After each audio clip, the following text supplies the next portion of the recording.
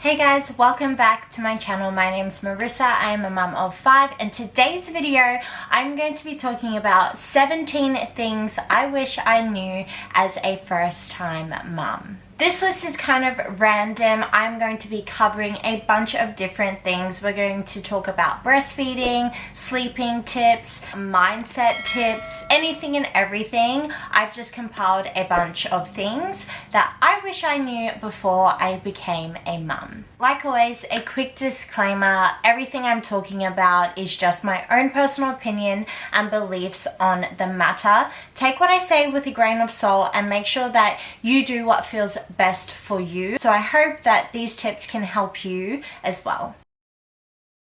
First up, I am a big advocate for co-sleeping. The way I think about it is like this. My baby was inside of me for 9-10 months of its life already, and when baby comes out they are in an entirely new environment and it can be very overwhelming for them. I found that when I started sleeping with my babies, they would sleep for longer periods of time, only waking up to feed, and they would also be a lot more settled. I would never have to rock them to sleep because they would feed and then just cuddle up next to me and they would fall asleep.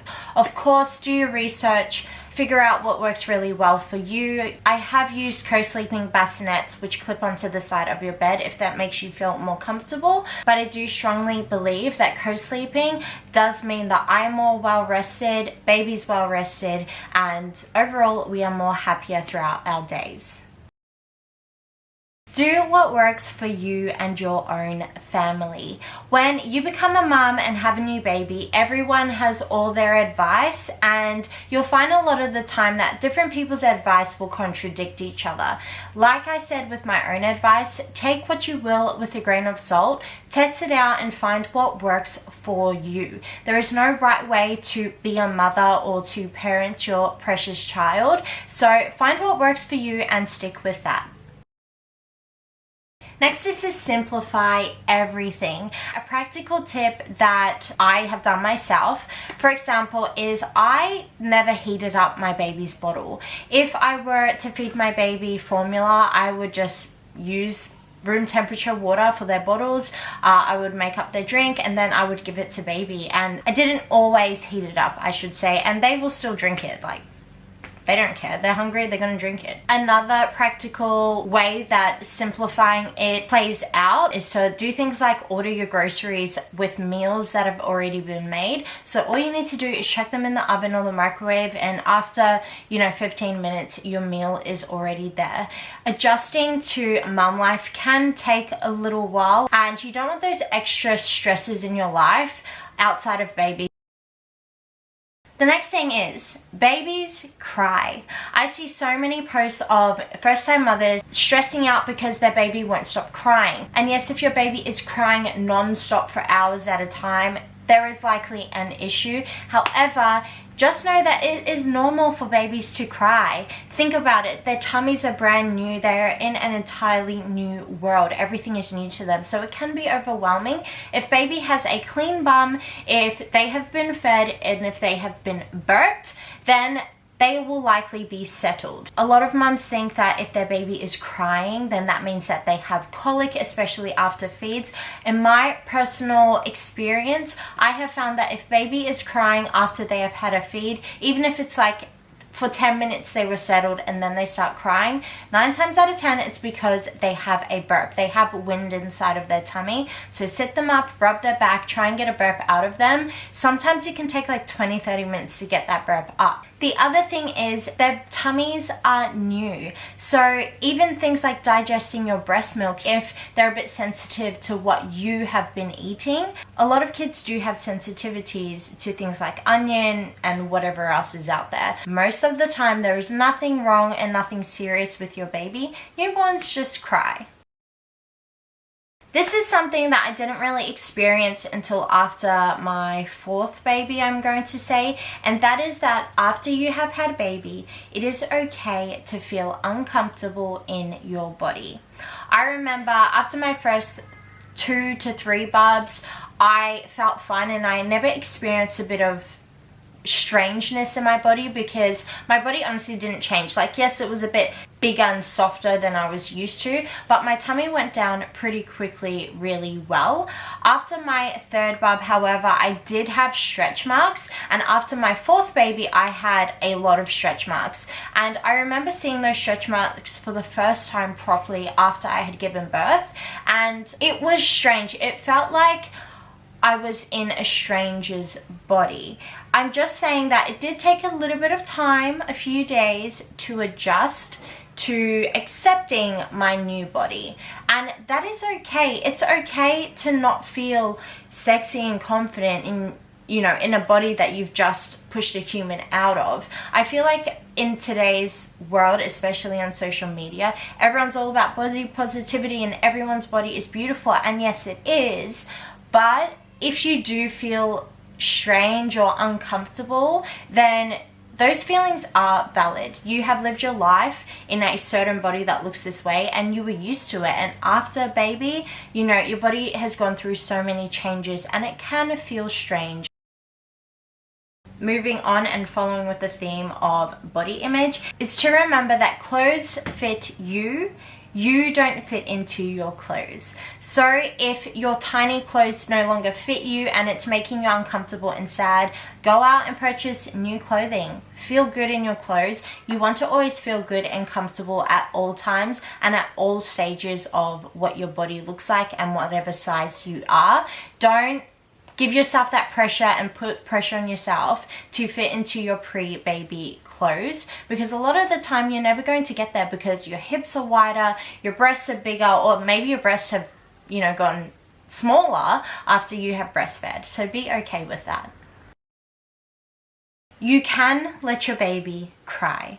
If your baby is a crier, or at least in your opinion they cry more often than other babies do, it is okay to place them in the cot where they are nice and safe and go off and do something that you need to, like have a shower or eat a meal or whatever. Obviously don't leave the house with your baby, you know, at home, but it's okay to let your baby cry. They do not need to be settled 100% of the time. Even if you just need a little mental break, if you want to go outside and have a coffee for 5 or 10 minutes, it's okay to let your baby cry.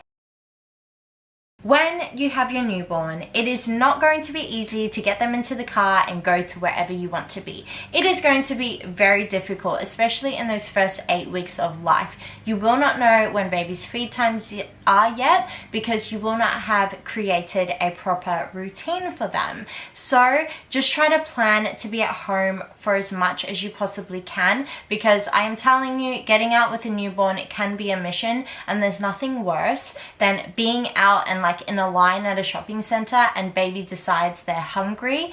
They are not going to stop crying until they have been fed. Prepare your days really well and avoid going out with baby if necessary. Another trick, if you do not know, breast milk fixes everything. It is magical. It is a blessing. It is a miracle from God. If you have a rash, if baby has a rash, if you have a sty, if you have a cut, rub breast milk onto whatever it is, whatever skin condition you or baby have, and it will be healed very, very quickly. It is normal to experience a bit of pain when breastfeeding, especially in the first 2 weeks of baby's life when you first begin. Your nipples will be sore, it will hurt, even for the first 30 seconds of latching baby on. A lot of the time, even with a good latch, it will hurt a little bit. So don't think that you're doing it wrong. Of course, check your latch and make sure that they are latched on properly. But if it is still hurting and they are latched well, then trust me, it will go away. Soon you'll be able to pop them on and not feel anything. You won't even notice they're on you. But in those first few weeks of life, it can be painful. Alright, here's a controversial topic. Vaccinations. Now, this is a question I just want to ask you. And however you answer it and whatever you feel best is for your family, good on you, go ahead and do it. But do you know what you are injecting into your child's body?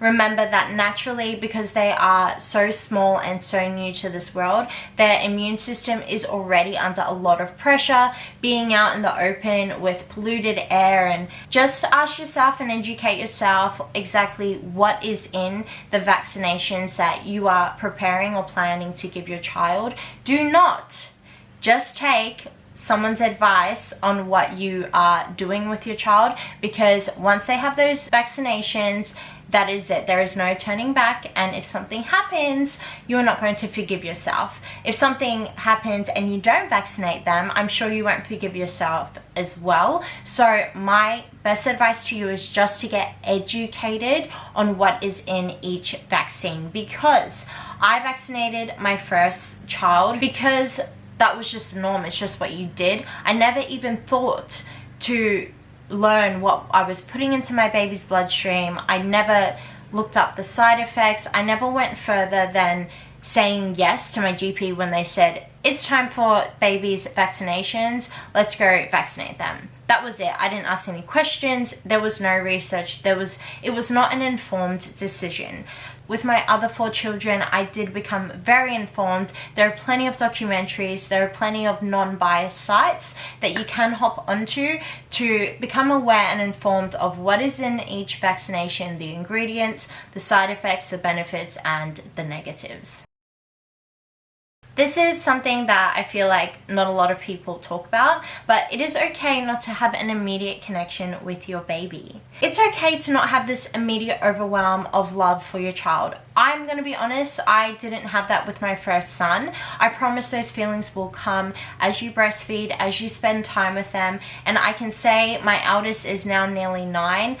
The more time you have with them, the older they grow, the more love you form for them through time. And I don't think that is ever going to change. It's like a relationship. Like, the more close you get to someone and the deeper that connection becomes, the more you get to know them, the more deep and meaningful that relationship becomes. And it's the same with our children as well. So don't feel like there's something wrong with you if you don't get this overwhelming feeling of love when your baby is born. I always had this idea that when your baby is out, you just experience this immense love and joy that you've never experienced before, and at least in my case, that is not what happened. Next, something to prepare for, especially if this is your first baby, and especially if you are young or if your friends don't have kids, you will lose friends. At least for me, I did, and I know a lot of people, especially the more kids you have, you will notice your friends dropping off like flies. It's perfectly normal. You lose common interest with a lot of people as we get older, and it's okay. Those friends that you once had, they serve the purpose in your life for a season, and maybe this is a new season where you are going to have other people who are more relatable and who will love you in this next season of life as well. This is kind of like an intimacy thing. No, it is an intimacy thing, I should say. They do recommend that you wait at least 6 weeks after birth to have sex with your husband, but just know that if you feel comfortable earlier on, you can do that. The earliest I've ever had sex after giving birth was 2 weeks. I will admit it was uncomfortable and painful, and I shouldn't have done it that early, but I do know of people who have had sex 2-3 weeks after they give birth and they said it was fine. Also, a pre-warning, it will feel uncomfortable those first few times, even if you do wait 4-5 weeks after giving birth. Do what feels good for you and your partner. Remember, it is okay not to be a superhuman. We put so much pressure on ourselves to be the perfect mom, and when you actually become a mom, it's so much different to what you initially thought it would be. So you don't need to put on a face every single day. You don't need to have a shower every single day. Your baby does not need to be clean and dressed cute every single day. It is okay. Just give yourself grace, work things out slowly and patiently, and be okay with things being imperfect, especially in those first few months of life. Another random thing I wanted to add is that when you wash your baby, you do not need fancy soap, you do not need shampoo, you do not even need moisturizer. Newborns are so precious and their skin is very sensitive to this new world. So I always wash my babies just with water and then dress them. That is all they need. They do not need all these extra things, especially most things that you buy in the store are filled with chemicals that you do not even know what you're putting onto your babies. Bath them in water and they will be absolutely clean. Something that I literally just thought of right now is a lot of people claim that the newborn stage is really hard and difficult, but in my personal opinion, I actually find the newborn stage to be the easiest stage of being a mother. All they do is sleep and feed, and they are so precious. They can't move, they can't talk back, they are just perfectly perfect. When the days are hard, remind yourself that it is a short season and it goes by so quick. The days may be long, but the years are fast. So lap up all that newborn love, you know, relax in that newborn bubble and enjoy it, because they are only a newborn for so long. If you enjoyed this video, don't forget to like and subscribe for more like this one. I do love to hear your guys' questions and comments, so if you have any suggestions on what other motherhood or pregnancy topics you would like to hear about, please let me know in the comments below, and I will see you guys in my next video.